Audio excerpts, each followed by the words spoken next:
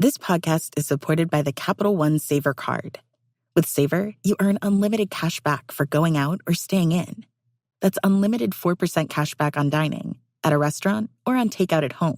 4% back on entertainment from the front row of a game or on popular streaming from your couch. And 3% back at grocery stores, where you'll find everything you need to make the meals that make their day. Capital One, what's in your wallet? Terms apply. See CapitalOne.com for details. Jay, why would that man call you? The criminal element of Woodlawn. Previously on Serial. They said something like, we know what you and Jay did, or we talked to Jay.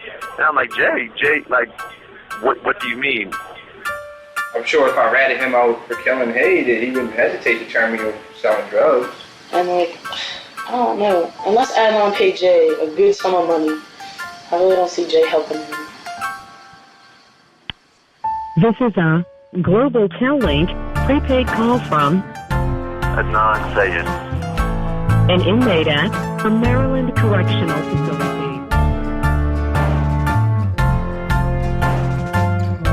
From This American Life and WBEZ Chicago, it's Serial, one story told week by week. I'm Sarah Koenig.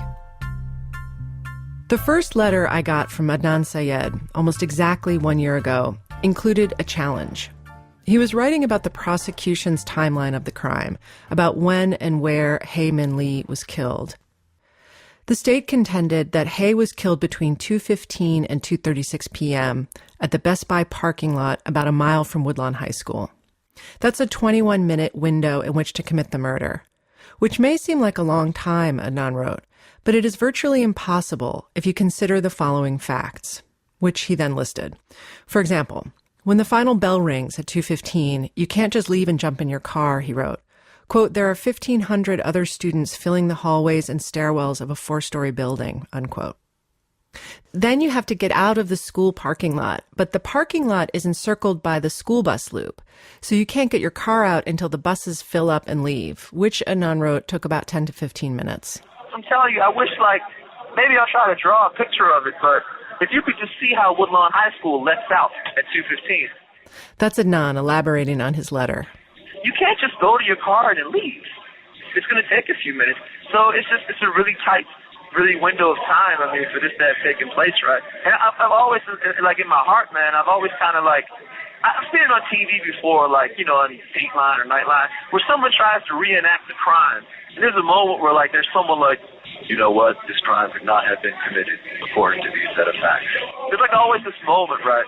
I visualize, because the route, it's just, I don't know. Oh, hey, we're getting ready to go, right? Sorry. Hey, I gotta go. All right, bye. Okay, bye. That happens sometimes. The guards come by and you're just done mid-sentence.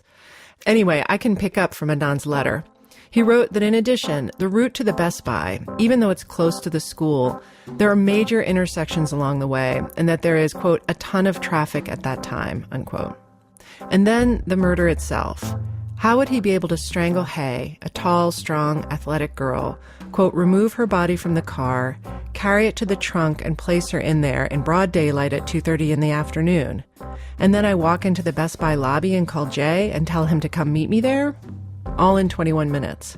I am 100% sure that if someone tried to do it, it would be impossible, unquote. Gauntlet so thrown, producer Dana Chivvis and I gave it a shot. We tried this drive. Twice we tried, in fact, because, full disclosure, the first time we screwed it up. The second time, though, we were like a machine. So here we go. We're at Woodlawn High School, Wednesday afternoon, after school announcements. If you are a senior and you want to apply for local scholarship, you need to go to the counseling office. Okay, then last bell. More than 1,000 students fill the halls, just like Adnan describes in his letter. We figure Hae gets in her car quickly. She's in a hurry. Okay. It's now 2:17. The bell rang at exactly 2:15. Say the fastest she could have gotten to her car is 2 minutes. So that's giving the state the benefit of the doubt, right? If she's really hustling, maybe she can get to her car in, say, 2 minutes. Remember, her friend Debbie Warren said Hay had told her right after school that she was in a rush to see her new boyfriend Don at the mall, presumably the Owings Mills Mall where they both worked. I think this is the last bus. Okay. We do indeed have to wait for the bus loop to clear. It takes a few minutes. We just have to sit there. We're timing. We're in the back of the school. Now we have to drive up around to the front of the school, up around the circle near the gym. Remember, that's where Inez Butler Hendricks says she sees Hay, who'd come to grab a snack. Once we get there, we're at 11 minutes, 38 seconds. I'm going to run in, keep timing. I run into the gym area where the food cart was, run back out to the car.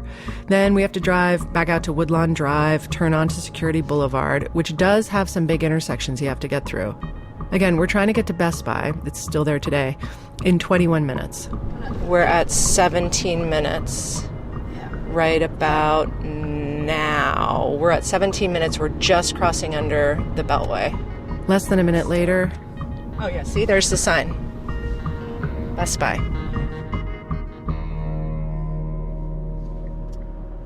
Jay's story was that when he pulled into Best Buy, he saw Adnan at the phone booth there at the edge of the building, wearing red gloves. Adnan motioned for Jay to follow him across the front of the building, around to the other side, to the farthest corner of a side parking lot, where Jay saw Hay's car parked. This particular part of the parking lot, alas, it has significance. After Adnan was arrested, the detectives interviewed another friend of his, a kid named Jawan.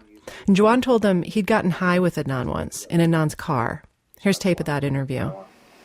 And where was this? Best Buy parking lot. Why did you go to Best Buy parking lot? Nobody would be over there. Was it your choice to go there? Yeah. His choice. He said that's where him and Hay to go to spend time together. Adnan and Hay would go there to spend time. Did he say what they would do there when they were on the parking lot alone, knowing that no one comes to that side of the parking lot? I think he might have said it had sex there before. In case you didn't hear that, he says, I think he might have said that they had sex there before. Yeah. Jawan said this happened, this trip to get high at Best Buy, that it happened after Hay went missing. Meaning, if Adnan did it, he was taking Jawan back to the exact spot where he killed Hay. He was returning to the scene of the crime. Jawan says that they parked, from the sounds of it, right where Jay says Hay's car was that day, right where Dana and I are now also parked. It takes Dana and me 18 minutes to get to this spot. That leaves 3 minutes for the actual horror of the thing. An argument maybe, then strangulation. Then he's got to put her body in the trunk, somehow without anyone seeing. Granted, this part of the parking lot is pretty empty, but it's a parking lot in the middle of the afternoon. There are definitely cars and people near enough to make this seem like a very, very risky move. Dana and I time it out, counting down the quickest possible imagining of such a thing. Manual strangulation usually takes a few minutes. Then we get out of our car and walk over to where we think the payphone was, according to a sketch Jay made for the cops. There's no phone booth there now. I just want to pause here and talk about this phone booth for a minute. Weirdly, we have not been able to confirm its existence. The Best Buy employees I talked to did not remember a payphone back then. We spoke to the landlord at the time and to the property manager. They had no record of a payphone. They dug up a photo of the store from 2001, no phone booth or payphone, though lots of public phones did come down between 1999 and 2001. They looked up the blueprints for the store when it was built in 1995. Nothing. The manager also said there is no record of a service agreement between Best Buy and any payphone company at that store. We checked with the Maryland Public Service Commission. We checked with Verizon. Neither could track down records from that far back. It seems crazy to me that the cops would have either not checked to make sure it existed or failed to mention it if somehow it wasn't there. They never got the call record from this booth. There's nothing in their files about it. At trial, Adnan's lawyer brings up this phone booth when she's trying to attack Jay's credibility. She says to the judge, quote, "We believe that the physical description of the actuality of Best Buy, including the location of the phone booth at Best Buy, the entrance, the existence or non-existence of security cameras, etc." She goes on. So I don't know. We're stumped on this one. But let's assume it did exist that day. The prosecutors said they knew Hay was dead by 2:36 because there's a call at 2:36 to Adnan's cell phone, which Jay has. And they say that must be the call Jay told the cops about, the one where Adnan calls his own phone and says, "Come and get me, I'm at Best Buy." You can see it on the call log. It just says incoming. There's no phone number attached to incoming calls. This 2:36 call was 5 seconds long. We get out a quarter, we put it in. Dial the number. 1, 2, 3, 4, 5. Stop it. 22 and a half minutes? Yeah. So wait, let's just be precise about it. 21, it's 20. 22, exactly. 22 minutes and 2 seconds. Yeah. We just did it in 22 minutes and 2 seconds. And that was leaving about a minute and a half in the car for the actual killing part. Should probably be the minimum amount of time in the car. Right. I don't know. I mean, it seems like, yeah, it could be done, but it seems far-fetched. It does seem far-fetched because there's no room for any errors, any pauses even. The buses, the drive, the strangulation, the moving of the body, the call, they all have to happen as quickly as they possibly can for the 2:36 call to work. But it is possible, or at least not impossible, which is what Adnan was saying in that first letter. So you guys, Yeah. So, When I told Adnan, Dana and I more or less did it in the time allowed, the 21 minutes, his overall reaction was incredulity. Seems like 5 minutes. From what I can remember, those buses didn't clear in 5 minutes, because I remember sometimes we would have to wait in that parking lot for the buses to clear. I don't know. I just, to me, that's always what stuck in my mind was the buses. You have to wait for the buses. So, I don't know. It's kind of disheartening, but I just always, I don't know how long the crime would have taken. I don't know how long. I mean, it's pretty. I don't know. I mean, if you guys said you did it, then you did it. But I don't know. I don't know what to say to that. I don't know what to say. I've just always thought in my mind, man, that. I mean, this is what I'll say: is it doesn't make me think.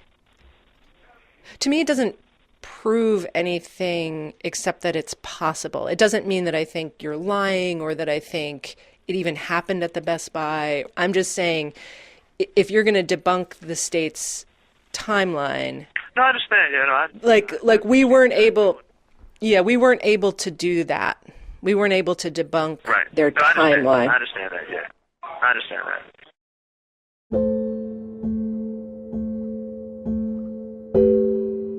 However, Dana and I were not done because, of course, this is just step one of the state's timeline.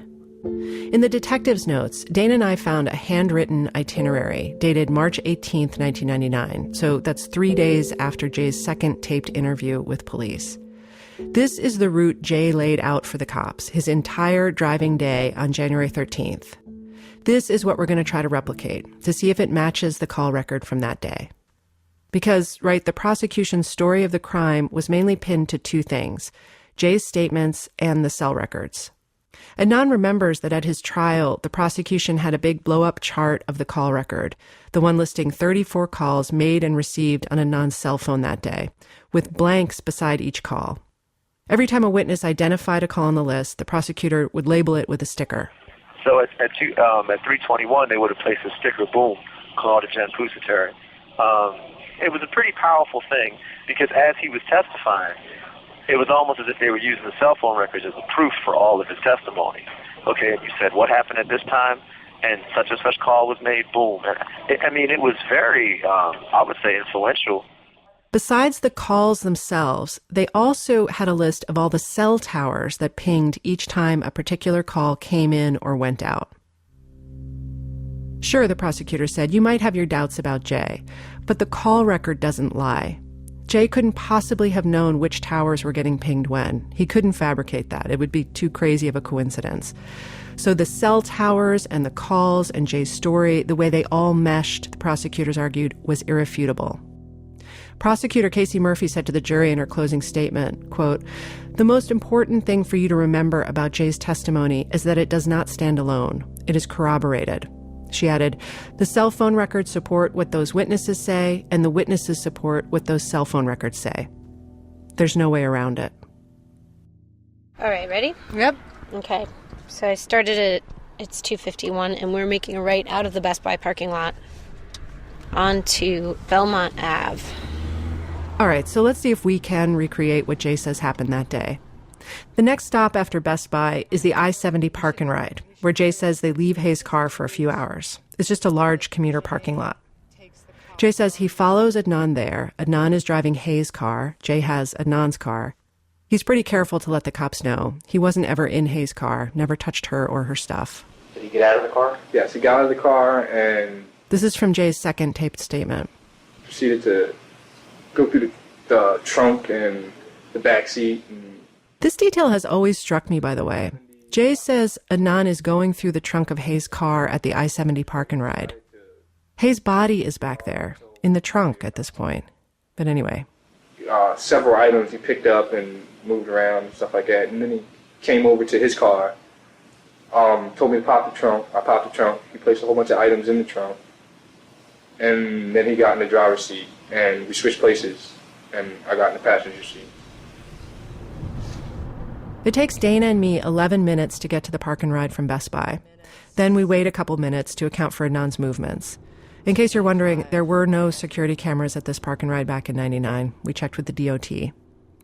So now it's a little after 3 p.m. When Jay took the cops on this ride on March 18th to map out the timeline, he told them that after they left the park and ride, they went in search of weed. He says that's when he calls his friend Patrick. And this is where things start to get off course. There is indeed a call to Patrick on the call log, but it's at 3:59 p.m. So right away, we've got a time problem.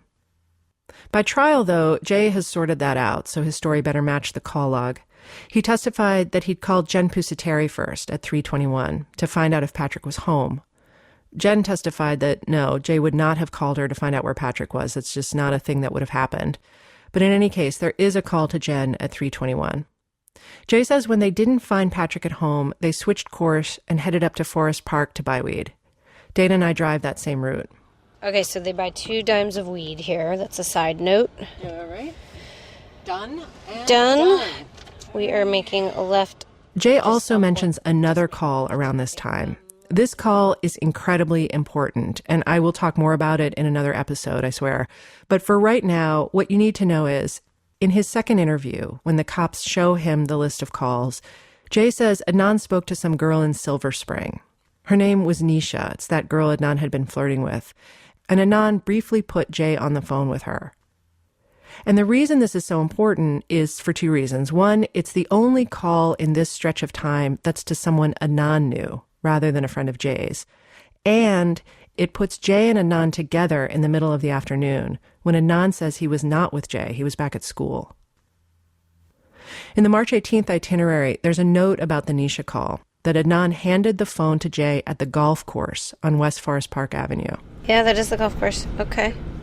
If indeed this is the golf course he's saying where suspect hands the phone to the witness, who's Jay, that was the Nisha call. And that does happen right now. So the time works for this one. It matches Jay's story. But here's the problem. It doesn't match the cell tower in the call records. It's pinging a tower back near the Best Buy, west of where we are. And that is true of all these calls from the middle of the afternoon. The 3:21 to Jen, 3:32 to Nisha, 3:48 to a dude named Phil, 3:59 to Patrick. None of these calls pinged a tower near where Jay tells the cops they were driving that afternoon. Not a one. At trial, though, even though all these mid-afternoon calls were identified and accounted for in Jay's testimony, prosecutors did not point out that the cell towers didn't match. Adnan's defense attorney did, sort of, but reading the trial transcript, even though she notes the discrepancy, she doesn't nail it, so it's hard to tell what that discrepancy means. So, onward. So we are headed to Patapsco State Park right now. Oh, you're kidding. Not kidding.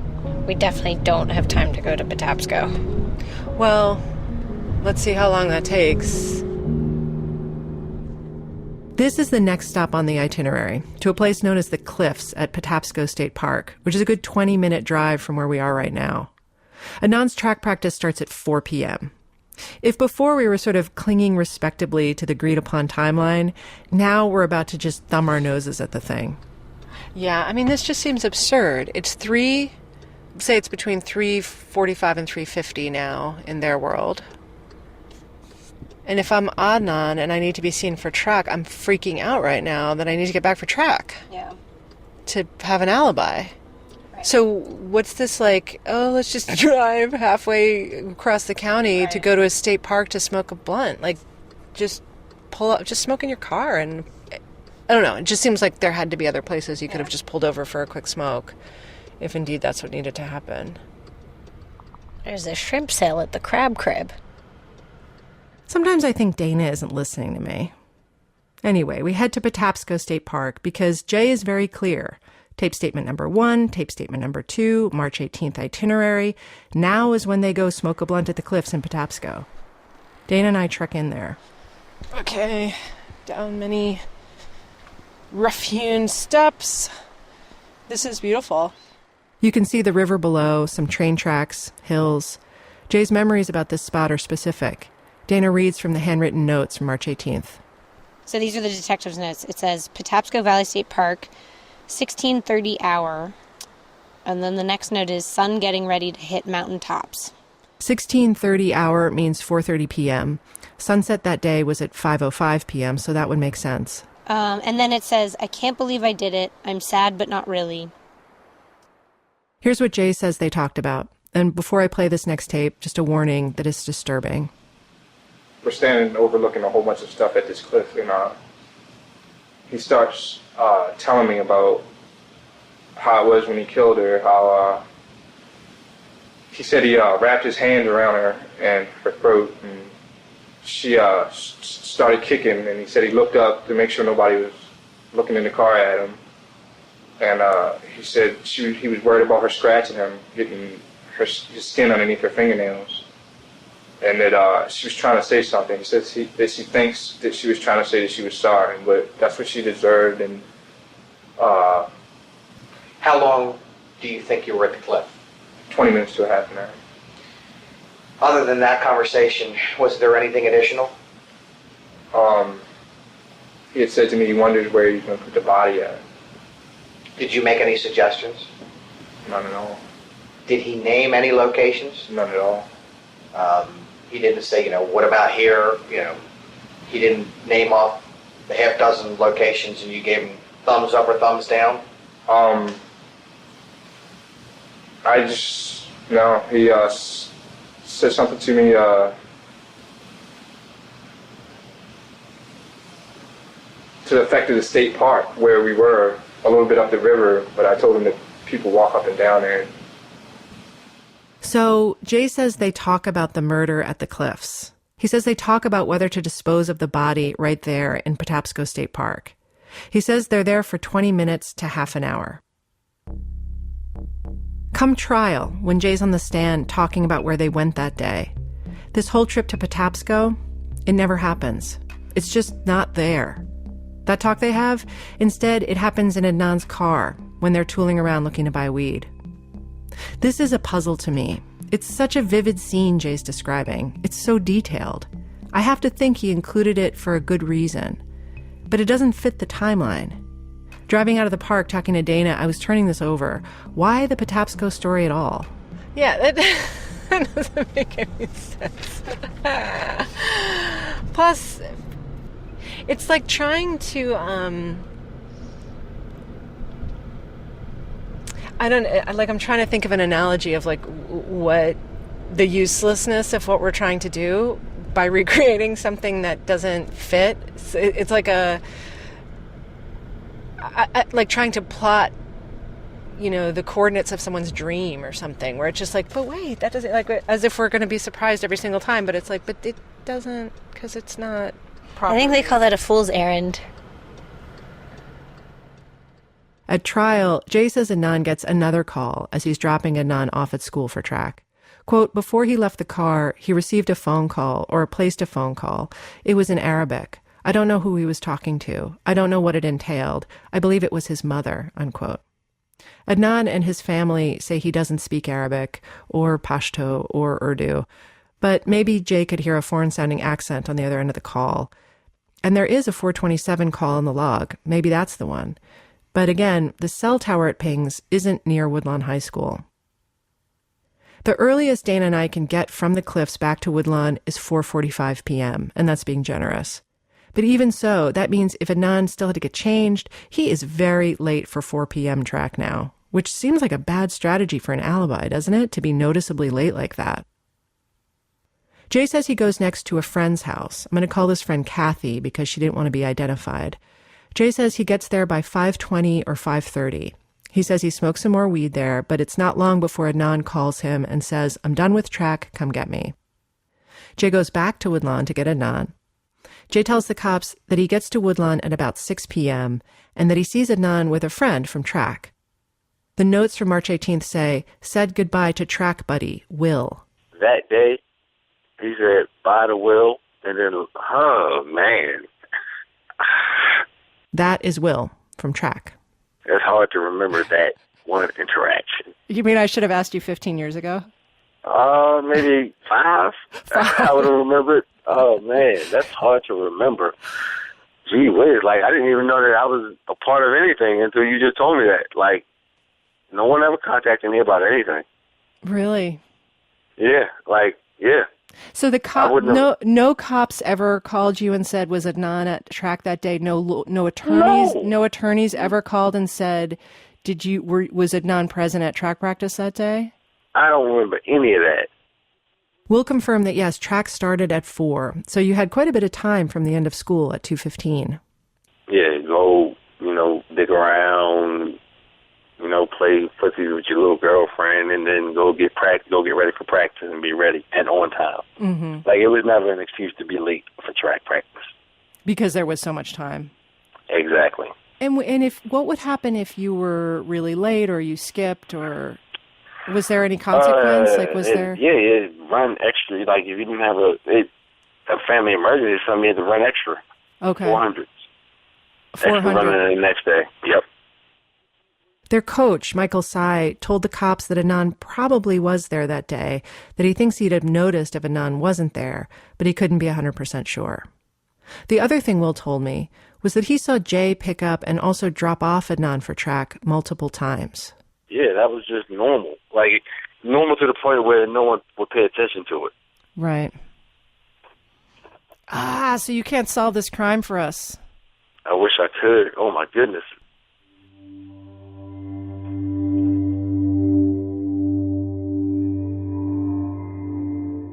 Here's another problem with the track story. Jay says he gets Adnan at about 6. There's an outgoing call at 5:38 p.m. to Adnan's friend Krista, someone Jay would not be calling, which would suggest Adnan had his phone at 5:38 p.m. And the call pings a tower that's out near that guy Patrick's house, sort of near where they end up ditching Hayes' car, not at all close to Woodlawn High School. I could keep going here to the bitter end of the night, but I'm hoping you'll take my word for it that the timeline has some problems.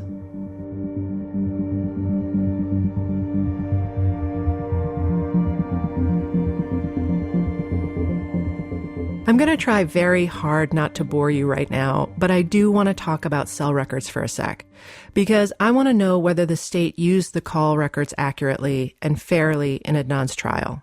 Do the records really corroborate Jay's story? You might have seen some recent reports about how cell phone evidence isn't as reliable as it was once cracked up to be. The Washington Post ran a story in June, for instance, with the headline, "Experts say law enforcement's use of cell phone records can be inaccurate." Federal courts in Oregon and Illinois have ruled cell phone evidence inadmissible. The problems arise when you're trying to say, I can prove you were at such and such a place at such and such a time because of the cell tower that your phone pinged. You can't do that with certainty because of the way cell towers get activated and how much territory they cover. In fact, these kinds of records are mostly useful as a way to say where someone wasn't rather than where he or she was. Like, if a call pings a tower in downtown Baltimore, I'm going to be pretty confident that you're not making that call from, say, Annapolis or D.C. or Patapsco State Park.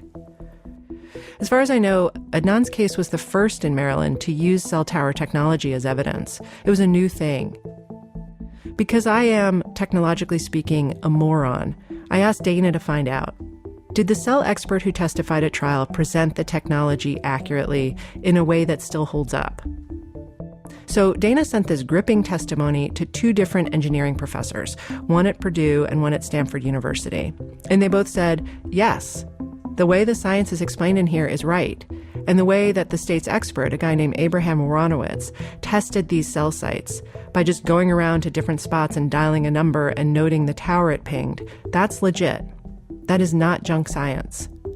But that's a different question from, does the science he's explaining here actually support the state's case? Did the prosecution deploy that science fairly?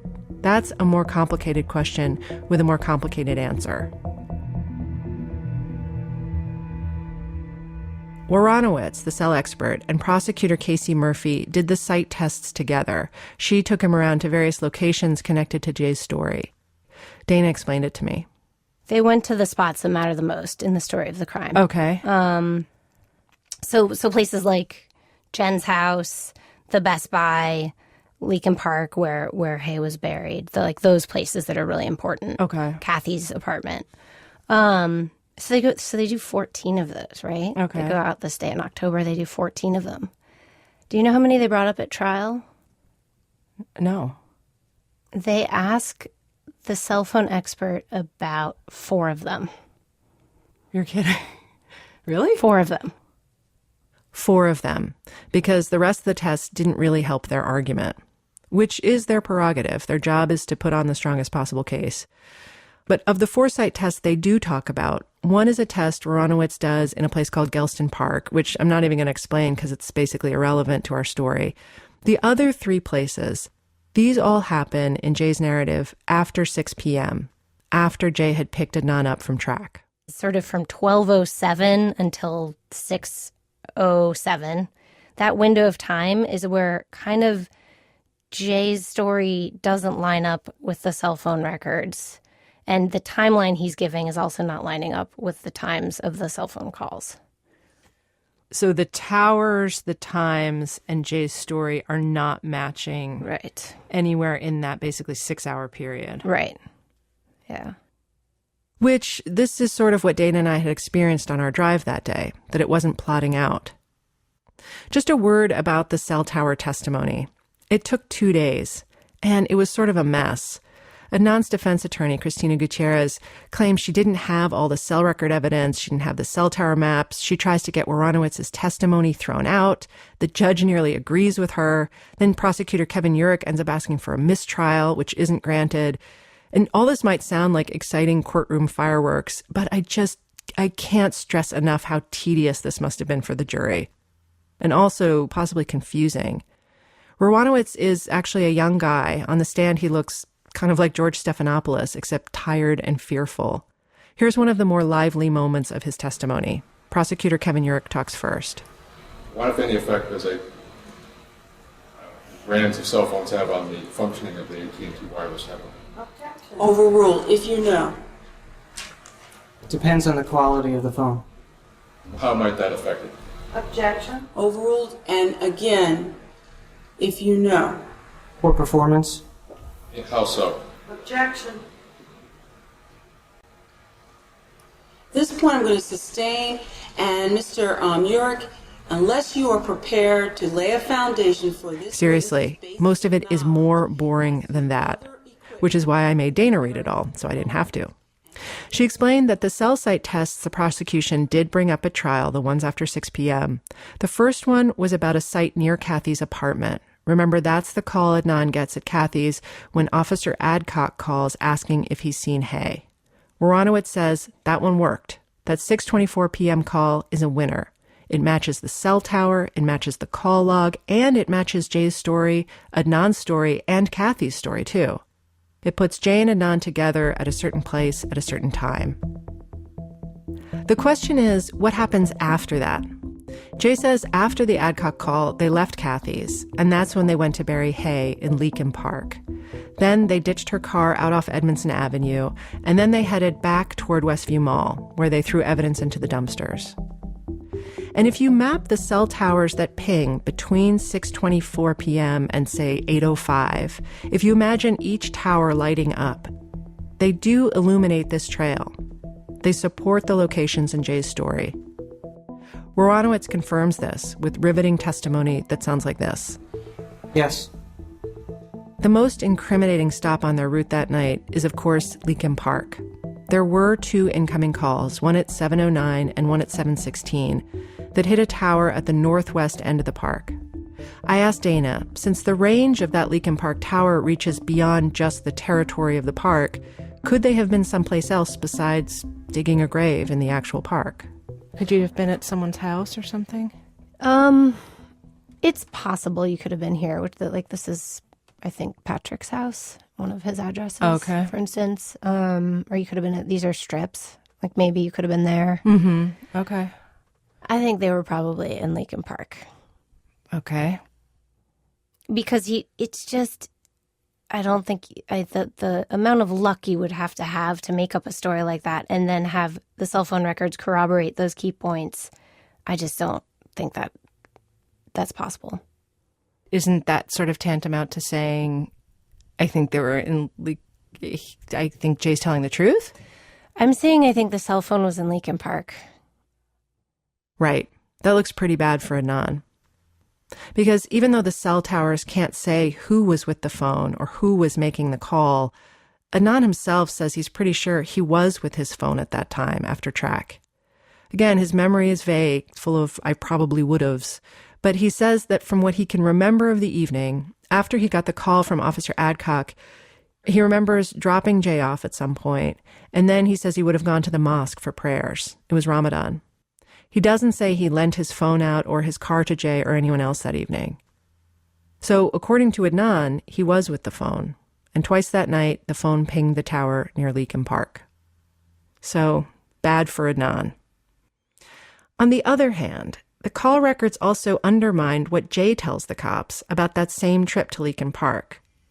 The Adcock call at Kathy's ends at about 6:29 p.m. The Leakin Park calls are 40 minutes later. But Jay says after the Adcock call, he and Adnan left Kathy's, and then they do a bunch of different things. They drive to Jay's house for shovels, then to I-70 Park and Ride for Hay's car. Then Jay goes to McDonald's back by school to wait for Adnan, says he's there waiting for about 20 minutes. Then they drive all around for a while, back over to Patapsco, then up Dogwood to security, before they finally get to Leakin Park. All that, what I just described, that takes an hour and 20 minutes. Twice as long, in other words, than the call log accounts for. I'm not trying to be petty here. I don't think we should hold Jay to some crystal clear timeline. How could he possibly remember each twist and turn and phone call from that day 6 weeks later? However, if the state is saying Adnan Syed is guilty because we have this witness and his story is backed up by cell records, well, what I see is you have this witness, but his story has shifted rather significantly over time. And you have these call records, but I don't think they're as ironclad as you're making them out to be. Because for the most part, they don't exactly align with your witness's narrative. There are key moments when they do support his version of that night. But what about the rest of the day? You know, it's like it's so unfair to me because it's like it never the etched in stoneness of the phone records. It never goes in my way. It's just whenever it's proven what the prosecutor's saying, it's like, you know, the Moses tablet. Whenever it's something I'm saying, it's like the Holy Grail. Oh, we don't know where it is. We're not sure if it really exists. It kind of floats away. But that's not cool, though, because now what you're saying is that you can use the cell phone records when it benefits me. That was the 30-minute cutoff. Adnan called back. Yeah, I got cut off mid-rant. But, but just to finish up real quick. The rant went on. Of all the calls, the 236 call is the most troublesome to Adnan. It's the one he probably thinks about the most, because that's the call that starts the whole chain. And he also thinks about it because he says he has an alibi for that time, the Asia letters. where she says she saw him in the library. Here's a weird thing about the 2:36 call. The prosecutors are very clear at trial that this is the come and get me, I'm at Best Buy call. But they're not basing it on anyone's testimony. Jay never says the call was at that time. In fact, he says repeatedly that Adnan called him around 3:40 or 3:45. Jen also says that's about when Jay left her house that day. But there is no incoming call at or near 3:45 on the call log. So the prosecution has to go with 2:36 because it's the only one that sort of lines Jay's story up with the log. It's their only choice. When you tease apart the state's case, you can get tripped up on details like this, which is maybe why prosecutor Kevin Urich addressed this head-on in his opening statement to the jury. He told them, look at the big picture. The main plot points in Jay's story have been consistent. He tells them that consistently Jay, quote, has always given the same story about what the defendant did where. Consistently, he tells Jennifer a consistent story. He tells police a consistent story about the defendant. He tells consistently the defendant's involvement, the defendant's actions on that day. He has never wavered on that point, unquote. That is a lot of consistentlys. And while maybe it's not great oratory, it does have the advantage of being true. In Jay's statements, while the particulars shifted, the spine of his story did not. Adnan told Jay he was going to do it. Adnan showed him the body. They buried her in Lincoln Park. They ditched her car. Jay has been consistent on those points. It's funny, there's this part of the trial that keeps coming back to me. It's when Cristina Gutierrez is cross-examining Jay. She's pointing out that he lied to detectives about various things, including the location where he says Adnan showed him Hayes' body in the trunk of the car. And what you told them in your act of showing them that place, those were lies, weren't they? They were not the truth. They weren't the truth. What's the opposite of the truth? Objection. Insisting. You told them something that was not the truth. No, I told them the backed truth. I'm finished. I'm sorry. And then you backed it up showing them a place that was not true. Correct? I told them the truth. I did not show them a location that was true, no. He says, I told them the truth. I did not show them a location that was true. As oxymoronic as that sounds, I think I see what he's saying. Yes, I told some lies, but I told the truth. Overall, I told the truth. There are parts of Jay's story that make no sense, where it seems like there must have been more going on than he's saying. But here's what's also the truth. You can say the same thing about Adnan's story, too. Next time on Serial.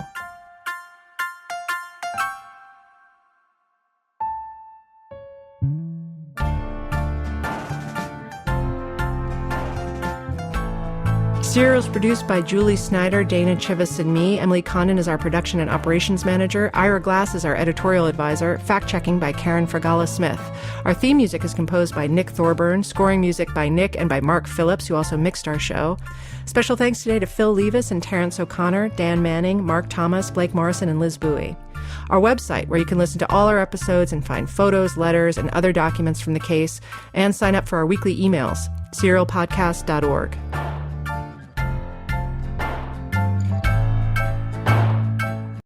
Serial is a production of This American Life and WBEZ Chicago.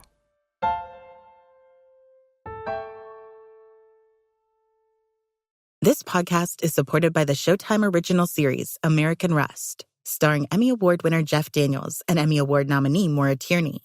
Based on the critically acclaimed novel, American Rust propels us into a murder investigation in the Rust Belt of Pennsylvania, where good choices are hard to come by and bad choices come far too easy.